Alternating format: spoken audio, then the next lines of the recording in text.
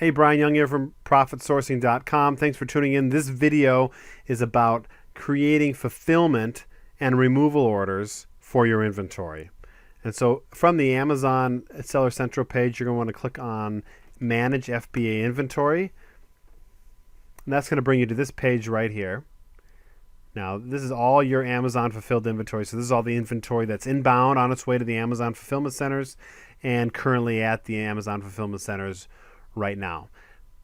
Now, if you click on unfulfillable inventory, this is the inventory that we're interested in right now. We'll click on that tab.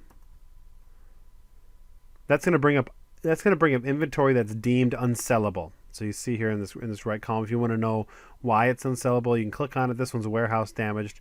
So now we have an option of doing something with this item. We can removal order for this item, or if you want, you can select the boxes on the side here and do more than one. But I'm just going to walk you through the process of removing an item. So this would be taking an item out of FBA, out of the fulfillment out of the warehouse, and having it sent back to you. So you hit the submit button here. If you want to do them one at a time, you can. Let me stop this actually. If you want to do more than one, all you do is you'd click on, the items here in the left-hand corner. Click on these boxes here. You scroll down to the bottom. I think you also access it at the top. And you'd go Create Removal Order. Go. So that'll bring you to the Create Removal Order page. And you just want to scroll down and put in your ship to address. Now, you can have it shipped to yourself, or you can have it shipped to somebody else. Like if you know of somebody else that might want this book that has been deemed unfulfillable and you're not planning on repackaging it and selling it, you could just have it sent to somebody else. In fact, we sell some grocery items occasionally, and if we ever run into their expiration dates, instead of just having them destroyed or having them sent back here, we'll send them to our friends and family. In fact, we send a lot of our seasonal grocery items to my sister-in-law, and so she'll just get these random packages of food, and she thinks it's kind of neat, and we don't want all that junk food around our house anyways.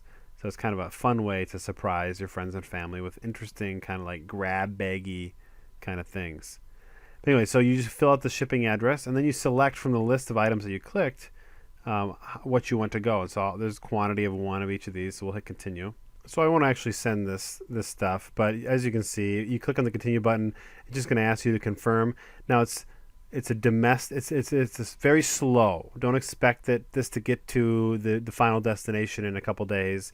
In fact, it'll probably take at least a couple weeks. But that's okay, because it's usually stuff that you're just going to get rid of anyways. Now, to have it shipped to you, it's going to cost 50 cents per unit. So at the time I made this video, it cost 50 cents per book to have it shipped back to you. The other option, as you can see up here, is to dispose of it. You click on that. You pick the item. Actually, I selected a different item. Now, if I wanted to dispose of this book, this is how it works. It brings me to this page here. So if you're curious how much the removal and disposal fees are, here's the page right here. 50 cents to return for a standard size, 60 cents for an oversized. If you want it to be disposed of, you want Amazon to just destroy it, it costs you 15 cents or 30 cents. So just keep that in mind. Depending upon the value of the item you have and its desirability, or how much you desire it to be back in your house, you may choose to dispose of it. Although for the bulk majority of the items that we sell on Amazon, we just have them returned. So that's it. To place this, to put this disposal thing through, you just click the place order button here at the bottom. Now let's switch it up a little bit. Let's say this Christianity in Crisis book. Actually, I listed this book. It was the 7th item I listed for sale on Amazon FBA. That's why the price is so low. It's been sitting around for quite a while. But let's say I listed this book on eBay and I sold it, and I decided instead of it just sitting around an FBA warehouse somewhere, I just wanted to move it, and I was able to do that. I can click on the box here.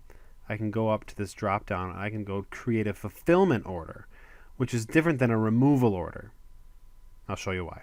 Just click on go, and then what you do is you enter the name of the person, let's say on eBay, who bought it from you. So I just filled out a fictitious mailing address here. Then you can add a phone number, you can add the customer email address, you can put some comments in here, you can kind of personalize this shipment if you like, and then make sure you select the right item, you hit continue, and then it'll bring up this page right here. So you ship this inventory, you can choose how you like to ship it. So down here in the bottom right-hand corner, this book right here would cost $3.40 shipped to the customer. That's Amazon's fees for this particular item. Now it's guaranteed to get there by Tuesday, December 8th, which is a week from tomorrow.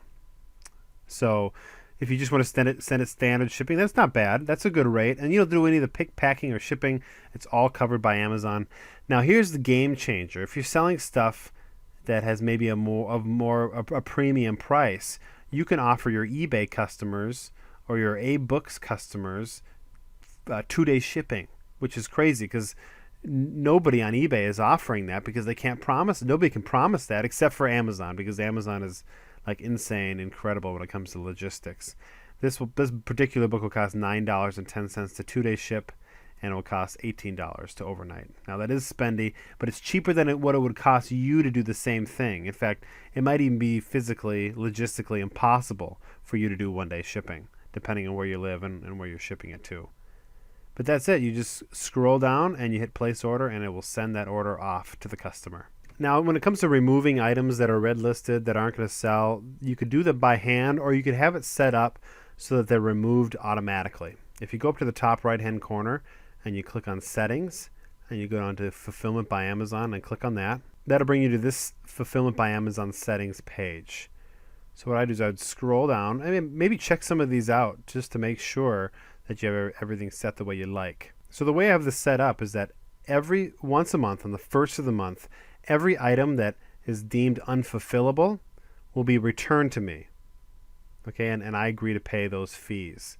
So it's automatically going to be returned on the first of the month. Now, I know people that set it up so their unfulfillable inventory is disposed of, but you never know. I mean, depending on what you're selling and how much your books. I mean, maybe the book that you're selling, the new textbook that gets returned and is deemed unfulfillable, maybe you could resend that in and sell it as used like new or used very good and still make some good money. So I think there is value in having the inventory sent back, unless you know for sure you don't want it back. I think it's always a good idea to have it returned instead of disposed of. But that's set up to automatically do, which is great. We also have it set up so that long-term storage items that are going to be items that we're going to be charged long-term storage fees are returned before that happens. So if you're interested in what long-term storage fees are and what they apply to, you can click there. But essentially, in a nutshell, Amazon allows you to have one of every single item in every single condition that you want. But as soon as you have duplicates of that item on a particular listing, they're going to charge you extra for the duplicates. So what happens around the long-term storage fees time is that we have a bunch of our duplicates sent back to us, and then we can either decide to send them back in or get rid of them in some other way.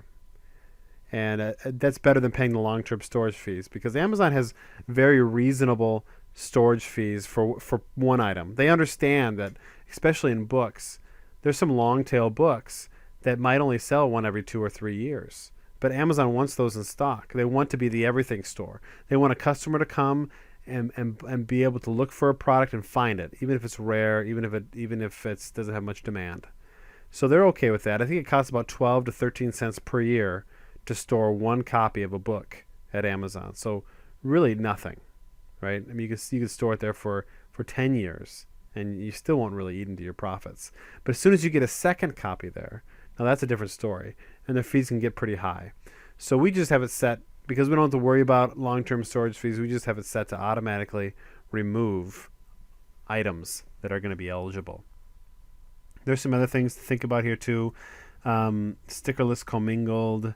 Again, if you're selling other products other than books, you might want to check that out.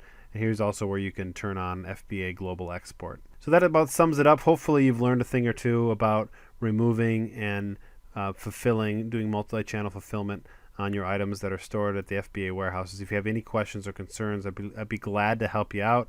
Thank you for watching this video, and stay tuned for the next videos coming soon.